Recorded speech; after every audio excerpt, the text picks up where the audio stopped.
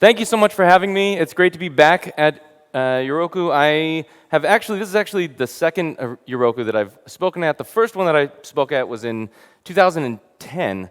So 13 years ago was the last time that I was on the stage. This was in Poland. And I would ask, was anybody else there in 2010, went to a Euruko? Was anybody out of middle school in 2010? Probably a handful of you guys. Okay, a couple of you. So, sorry. I like to wander around, but now I realize that I have a spotlight. So I'll try to keep my fidgeting to a minimum. So today I want to talk about version control. So I am somewhat obsessed with version control. It's what I've been doing since before 2010, actually. So as you mentioned, I was one of the co-founders of GitHub, which we started in 2008. So I've been doing this for a very long time. I wrote a book called Pro Git, which some of you may have read because it's also online. It's the sort of official Git website documentation. So the whole book that's online, that's open sourced, and I wrote all that. And I've recently come back into working on version control tools again, and I'm trying to write a new Git client. And it's very interesting to me, I think, to look at the tools that we use, and it made me think about product design, and I want to go through some of the thought processes and question the tools that we're using, that we're all using all of the time to do all of the fun work that we're doing. So I want to look at the idea of product design for version control, because that's what I'm doing now, but I think that it can be generally applicable to essentially any product that you're working on. And I want to share a couple of things that I learned while working on product at GitHub that I think has been valuable for me, but it's been valuable for me in every company that all the startups that I've gone to after that. So the main thing that I want to talk about is the concept of first principles. This is something that this is a phrase that we said at GitHub all the time. It was super important to us. If you don't know what first principles are, it's a term from physics that means a basic concept or assumption that we know to be true that's not deduced from anything else. So it's essentially when you get to a point where there's no more assumptions that are being made, and you have this sort of kernel of truth that you can build back up interesting concepts from. And the main tool that you use to find out first principles is one question. If any of you that raised your hand that were maybe around out of middle school in 2010 have kids today, if you have a 3-year-old, this is probably, you're very familiar with this tool to find out the concept of a first principle, because it is their favorite thing to ask, right? Why? Why? Why?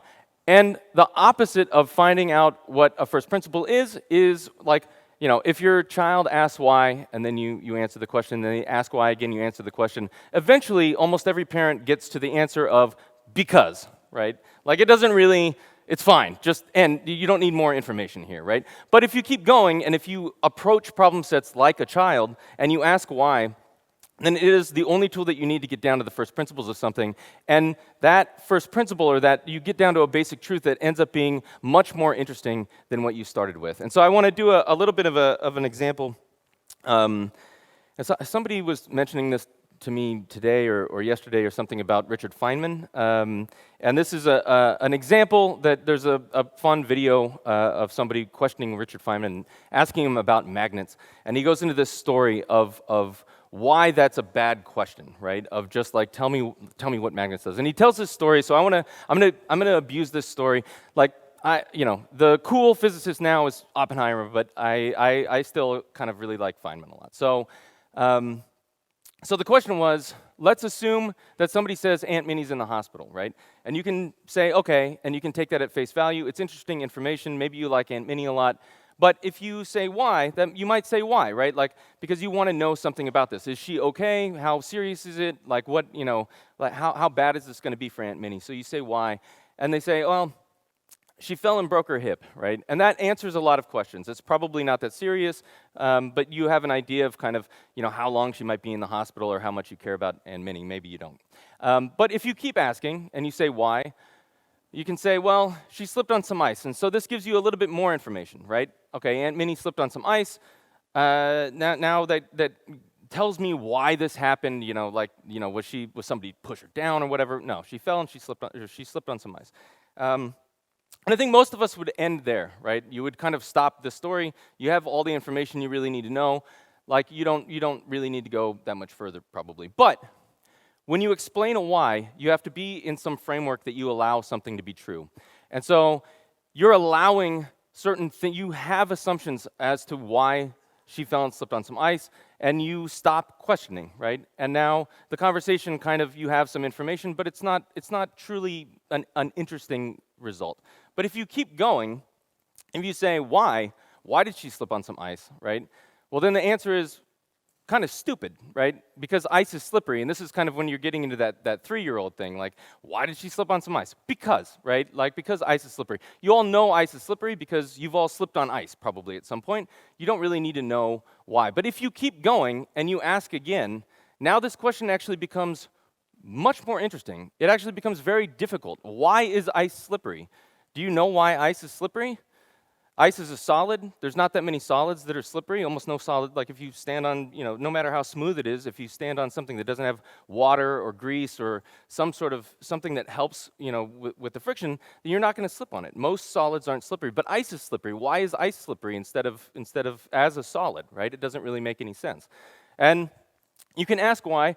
The reason is actually very difficult. Most people don't know why this is. It's because, at a very high level, it's because water, when it freezes, actually expands. There's very few liquids that expand when they freeze, and when you apply pressure to it, it will sort of instantaneously melt again, and it creates a little water surface in between the solid and your foot, and so it becomes slippery. But almost no other liquid does this, almost no other solid does this, and it's actually such a difficult problem that this is something I just Googled, why is ice slippery?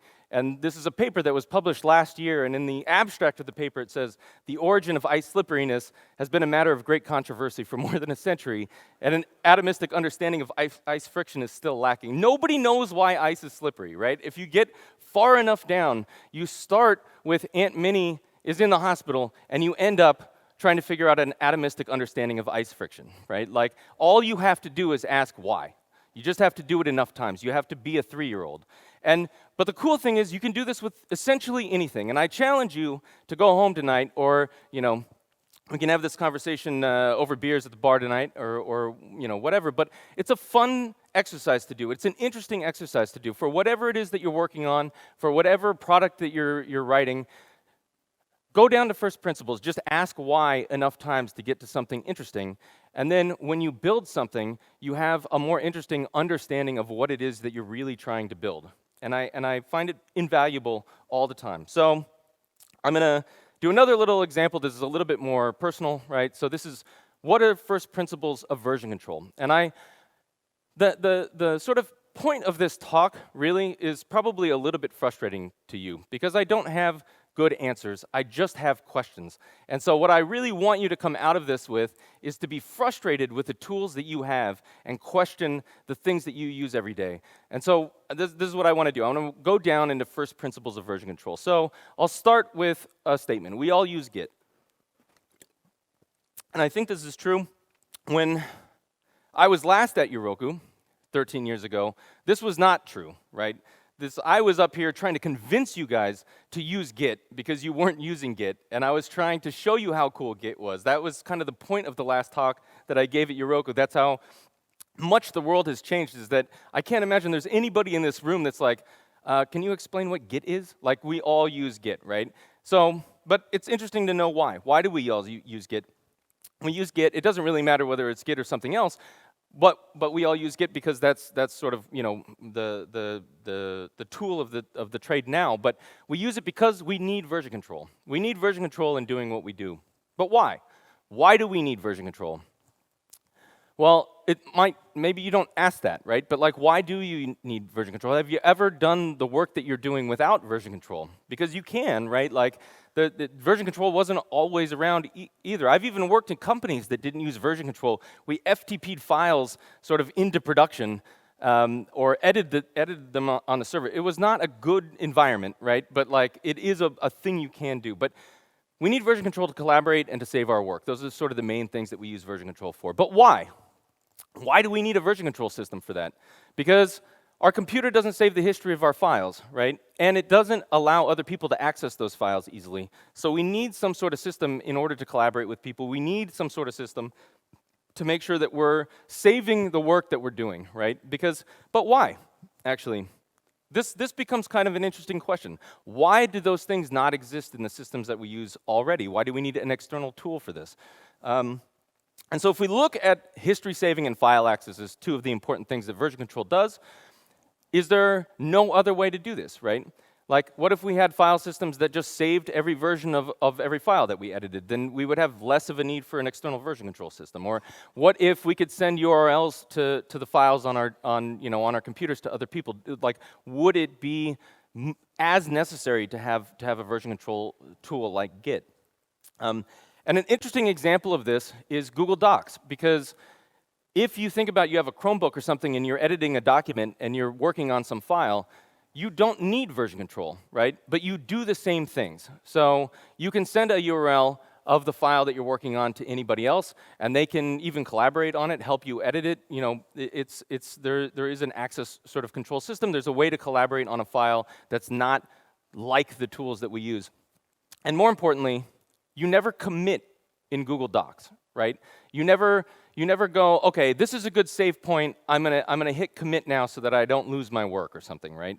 So there is a system where it just saves all of the work for you, and you don't have to explicitly go and run git commit or something on it. So are there things that we can learn from systems like Google Docs, from things that do the same basic first principles of version control, but do them in a completely different way than the tools that we've been using for 20, 30, 40 years in some cases?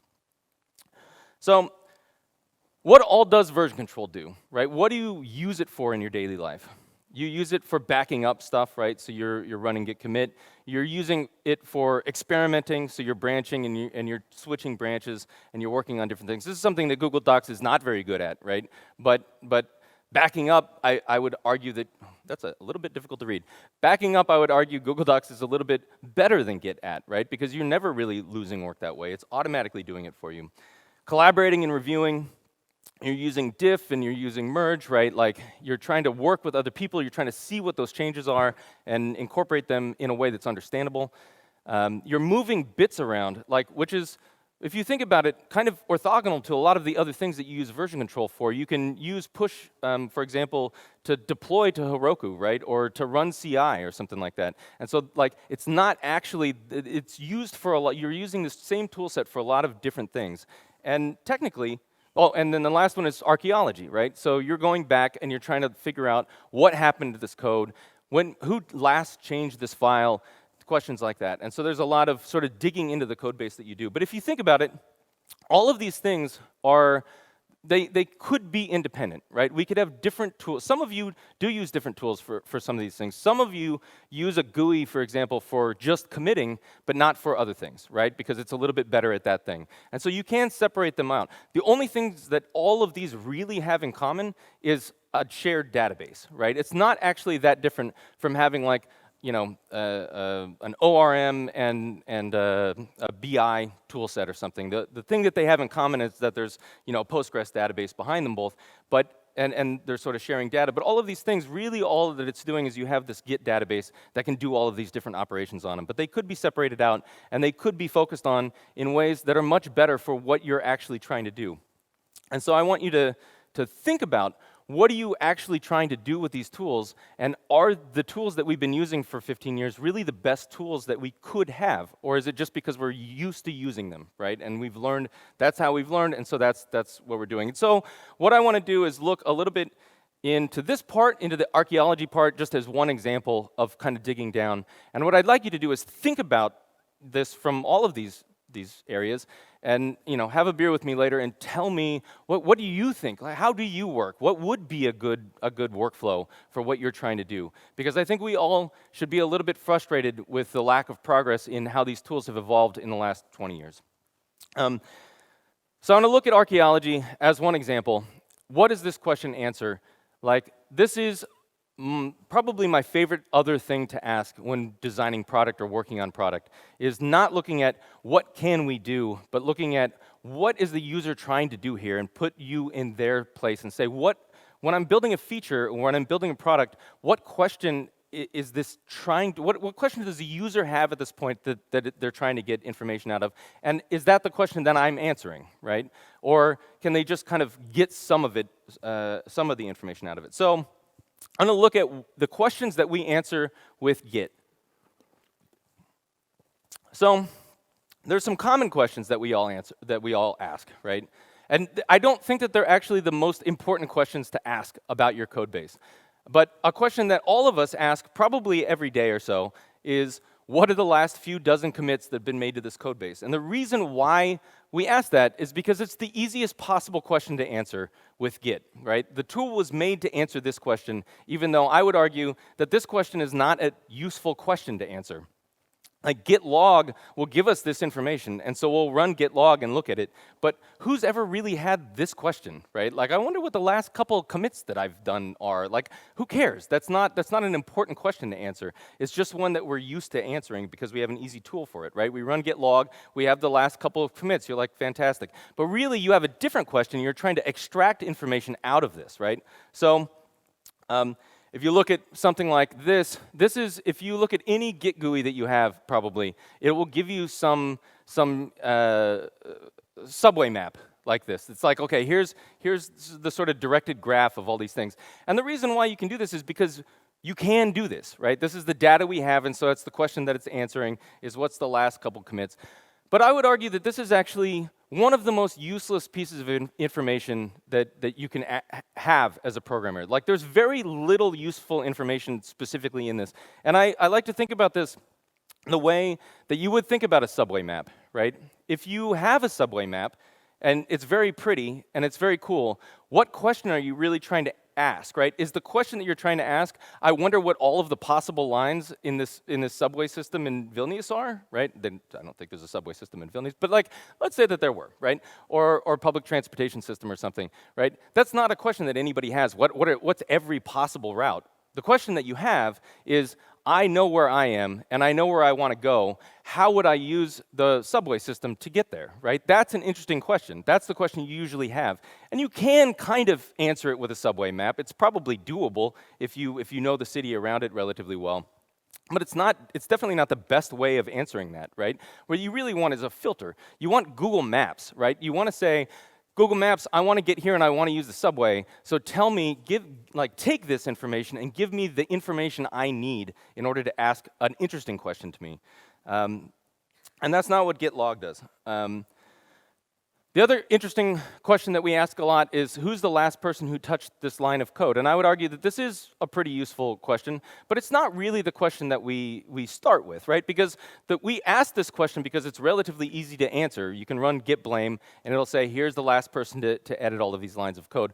But is that really the question that you're asking, right? The question you're probably asking is, who's responsible for this file, right? Or who's responsible, like, who should I talk to if I'm having a problem with it or I'm trying to understand it or something, right? That's what you're asking. The question it can answer is, who's the last person to edit this? And then you can kind of look at that and do a little bit of, guesswork and say, okay, well, it looks like it's Kirill, so maybe I should talk to him just because I see his name the most, right? But it doesn't really give you very much context about it. It's just the question that we answer because it is answerable easily.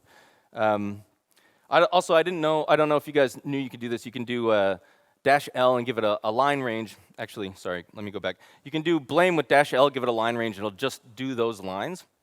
But you can also, you can also run git log -L and give it the same thing, and it will give you the same information, but in the context of a log, right? So it'll say, here's actually the commits that last modified each of those lines, so the last one is sort of binary, and I can see that, and you can keep going and say, okay, and then the one before that, and then the one before that, right? And kind of tells a little bit more of a story about this. So I find that actually a more useful, it gives you the same information, and at the end of the day, this is what you're getting, right? You're getting, here's the last person touch each one of these things, but it gives you a little bit more of a story about it. So it's pretty nice.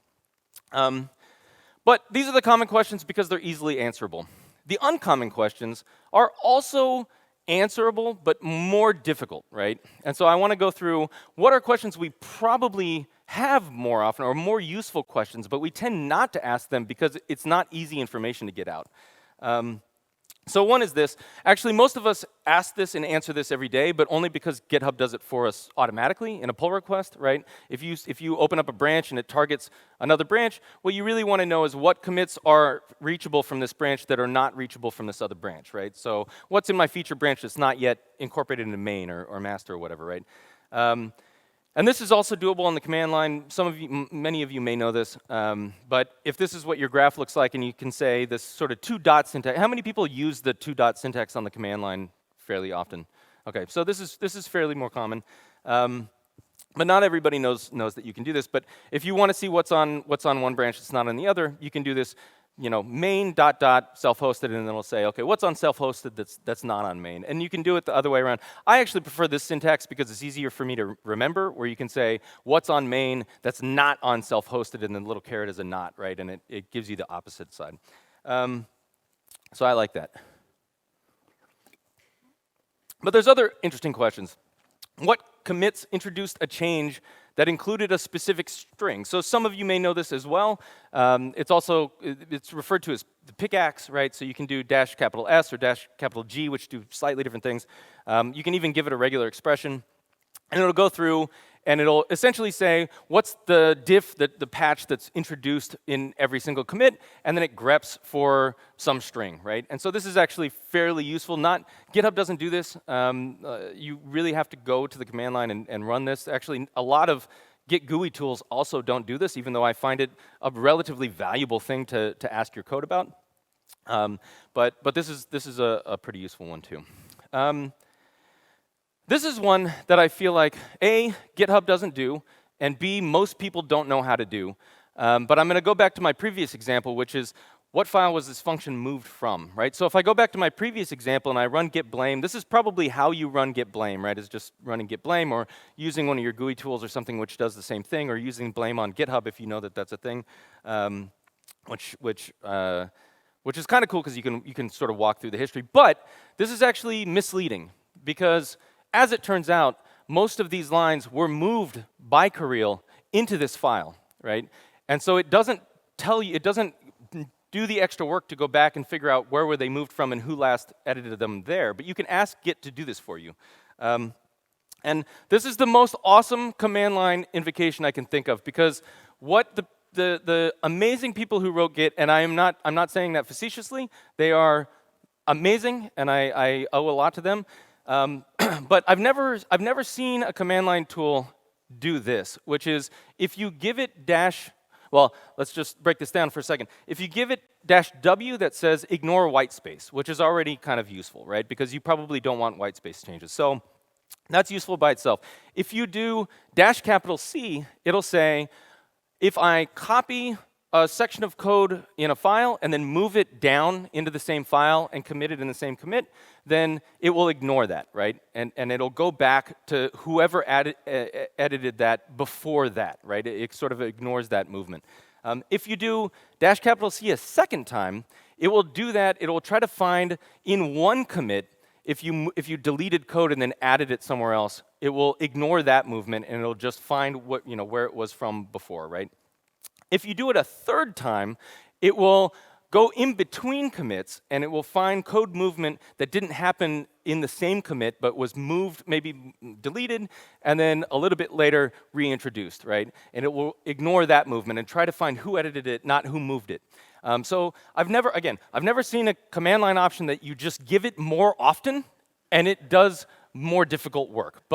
But this is my favorite. So I think that this should, it's expensive is why it's not the default, but I kind of feel like this should be the default because it is highly valuable. Because if we look at this now, we can see who actually edited these lines, who introduced them or who changed them for real, right? And then what file it was in when that happened, right? And just ignore the movement of those lines. And this is much more interesting because now I can see that Kirill has almost nothing to do with this, right? But I would have gone to him from the previous output because it looks like he owns this whole file, right? But in reality, he's added almost nothing to this change.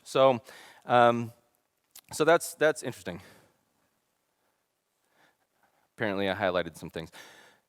So another uncommon question that I find valuable. What files are most closely related to this file? So this one I have to cheat a little bit because there's no way really to do this in Git. So I am going to actually show some Ruby code in a Ruby talk, or talk at a Ruby conference. So this is really the only way to do this. And so the idea is, if I have a file, what are other files that tend to be edited at the same time as this file, right? That are included in commits that this file is also modified in. Because that gives me some idea of sort of, what's related, like what other files should I be looking at if I'm looking at this file and trying to solve a problem with it. It should tell me what other files should I also maybe be looking at, because they tend to be edited simultaneously. So I'm just doing this as a quick example of what you can do if you do have a more interesting question. You can go through the database and answer this, right? So in this case, I'm using a libgit2 binding in Ruby called rugged. Has anybody ever written a script in rugged or libgit2 or done any of that? Couple people. So it's very cool. I have done a lot of this stuff working at GitHub and working on Git Butler and stuff, and trying to actually go through the Git history. And it gives you, there's a very nice tool set to do this. So this is rugged, but it's way less understandable, I suppose. You have to create a walker, and you have to push a head onto it, and then tell it how to sort it, and then start sort of walking through each commit. And so here this is horrible Ruby code, I apologize. I'm not a professional Ruby, I'm just kidding, I am, but just not a good one. So now I'm just walking through every commit that's reachable and seeing, okay, hey, what's the diff that was introduced? This is essentially what happens if you run like git log with a file path, right? It's doing this, it's walking through everything, seeing the change that's introduced, see if that path was modified on there, and then showing it if it was. And just saying, okay, well, here's a whole bunch of files that were edited. If I see the file that I put on the command line, then it adds it into this hash, and then I can sort it and print it out. And so then you end up with something like this, right? Like, if I'm looking at my application controller, what other files do I tend to edit when I edit my application controller, and my auth0 controller and my routes, right? Like, and that makes sense, right? And so, but it doesn't really matter. The point is, if you want to do something that Git doesn't do, you can still tend to figure it out, right? You can go through the Git database. There's Ruby bindings for it to make it relatively easy. But again, most people don't get to that point, right? Because the tools aren't written to answer questions that we might have, and don't want to take the time. It may not be worth taking the time to do.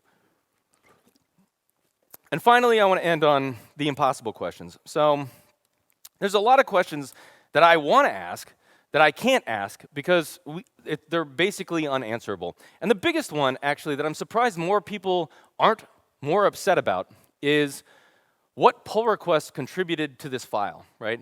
I want to blame, but I want the pull request data, because one of the things that sucks about GitHub, and I love GitHub for many reasons, but one of the things that sucks about GitHub is that a lot of data that is the most important data in my code base is in GitHub, right? It's in the pull request data. It's not in my Git repository. And so I can't even really write tools. Very technically, you can kind of do this. You can go through all the pull requests and you can pull down, what was the target SHA, and what was the merge artifact, if it was squash merged or whatever. And I can pull that data out, and I can come up with some sort of reverse lookup database that I can use in a blame to say, just show me the pull requests that modified this function or modified this file or something like that. But that's the data I really want, because I want the conversations that happen in order to pull this in, not the crappy commit messages that we wrote that pushed into the pull request and ended up merging in, which is what you get out of a blame. So I'm surprised that tool isn't written. Very technically, it's probably doable, but I've never seen anybody do it. What code in other repositories are related to this code, right? So unless you have like a monorepo, it's actually very difficult to go through and say, if I'm editing something in this repository, is something else in this other repository already edited? Because that could be very valuable information to not make mistakes going forward. What were the conversations that my team had around this code before it was merged, right? This is all, there's tons of data that we have and that technically we have access to, but there's nothing that pulls it together for us and says, like, I want to know, if I'm looking at a function, I want to know what were we talking about when this function was made this way, right? Like, what was the reasoning? What were the tickets that were involved? What was the chat conversations that we had in Slack or whatever around this? That would be massively valuable information, and none of us have that tooling, and so none of us ask that question, right? Not because it's not a useful question or it would be valuable to how we're writing our code or what we're trying to accomplish, but just because we don't have tools that do it. What did the authors reference when writing this? I would love to see what stupid Stack Overflow article I happened to look at, when I copy pasted this code, and now it's causing problems or something. But like, where did this come from? Why was it done that way? And we have no way of I just started, actually, one of the reasons why I asked this question is because I don't know if you guys use Rewind. Does anybody use Rewind? It's like this cool thing on your Mac where it records your screen all the time. And I will do this, I was trying to solve some AWS problem or something, and it took me like a day and a half. And then 2 months later, I had the exact same problem. And I used Rewind to go back and see what articles, like where I found the information to solve the problem in the first place, right? And it was incredibly valuable, but it made me realize we don't have this for the code that we write, which is, this is how most of us make a living, right? Like, it's strange that we can't do that type of thing. Yeah, what specifications was this based on? Was there a ticket or whatever? This is another one that I find really interesting. You can kind of do. What errors were commonly created by this code or code related to it? Like, what if we had sentry data, right? And you look at a function, it's like the last time that this function was modified, this particular error stopped happening or started happening or something, right? And we don't have that correlation either. And I find that strange. So what I want to know from you, or hopefully, I assume everyone in this room will drink a beer with me later. So what I want you to ask me or tell me is, what do you want to ask your code? I want you to be frustrated. I hope that I have started some little frustration of why don't I have better tools to answer the questions that I have, right? And start thinking about, what do you want to ask your code? And are they questions you don't ask because you don't have tools to answer them, or are they not possible to answer? Because most likely, if you had the tools, you would ask them, you would have them answered, and your life would be much, much easier. You're just being complacent with the Git and the GitHub that you have, right? Rather than the Git and the GitHub that you deserve, I suppose. So that's all. Thank you very much.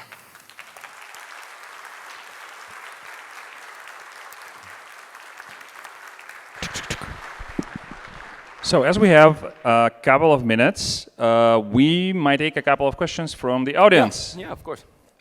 Is there any questions you'd like to bring? Raise your hand and I will hand the mic for you. Okay, there's one.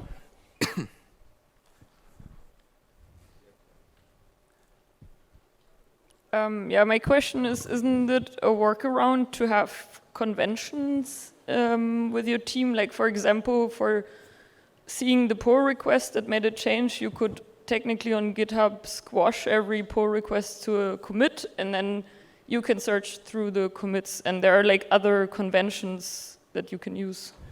That's true-ish. Although, yeah, I mean, if you squash merge every commit, although I don't know very many teams that do that squash merge. I know very few. Most either rebase or merge, which is another fun religious argument if you guys want to talk about that over beers at some point. Squash. But if you squash merge, then yes, it'll give you the number, and then you can go over to GitHub and look up the pull request number and then reference sort of the conversation. But I find that it should be doable. I mean, the funny thing is we have a lot of this data. Even if you decide if you merge or if you rebase or something, like somebody brought up the other day of doing this, of putting the pull request number in every single commit that sort of goes into the pull request, right? Which is essentially similar. Like, you want a link to the pull request in order to be able to go over there when you run a blame or something. But I think that it's a little bit silly, and it's not necessary, right? Like, it should. You're right. There are lots of different ways that you can do that, of sort of even including like a link into the. Like, it'd be nice to have a URL in the squash merge, right, or in the merge artifact or something, which is also technically doable, just not with the merge button, because that's not how it actually writes the merge message out, but like, it'd be kind of nice if you merged something in and GitHub just had a thing where you could put the URL in there so that you could always kind of go back and reference that. But you'd still have to find that merge, right? Like, it really only works with the squash merge because otherwise the blame is just going to give you some commit in the line, right? And you have to be like, okay, like what's the actual point at which this was merged in? And if you rebase, then you have nowhere to put that, right? Like, so yeah.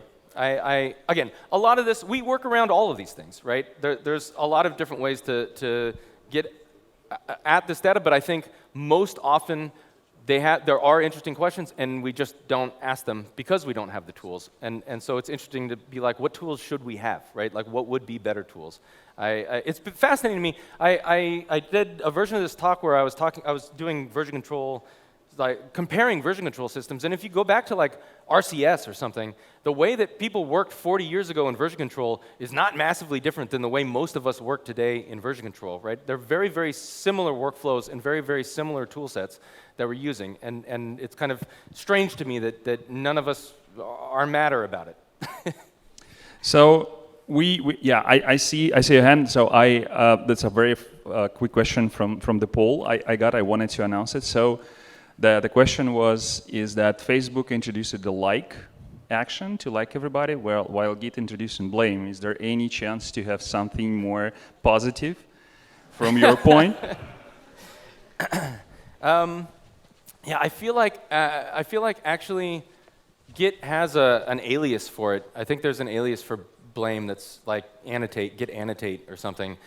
So I think it has a more positive Git has a more positive command that you can run in order to get that information. But yeah, again, like not that many people really use it anyways. But I mean, if you're on GitHub, like I mean, we have little emoji. We have a little like thing. So that's how I tend to communicate a lot, is more emoji based anyhow. Yeah. Let's take one more. Yeah. Hey, so one valuable question you asked was what other files are most closely related to the file I'm working on, which was when you were presenting the require rugged. Yeah. And I missed the command for that because I was taking notes. So could you show the git command again? Oh, can I show the git command for what files are related to? Yeah. No, I mean it was just a script that I wrote. So, but I can share that like on a gist if you actually I have a shell script version of it. I'll put the Ruby version in there as well. But if you go to gist.github.com/schacon, that's my handle on GitHub. I have the code there if you want to look at it. Okay, cool. Yeah. Thank you. And we also have recording, which you can check later on. So last question, probably. You.